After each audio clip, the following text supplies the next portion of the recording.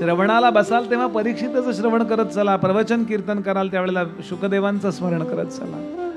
नामस्मरणाला बसाल तेव्हा प्रल्हादाचं स्मरण करत चला, चरण सेवा कराल, पूजा कराल त्यावेळेला पृथूचं स्मरण करत चला, पाय कोणाचे चेपाल त्यावेळेला लक्ष्मीचं स्मरण करत चला. बरं, नमस्कार कराल ज्या वेळेला त्यावेळेला अक्रूराचं स्मरण करत चला,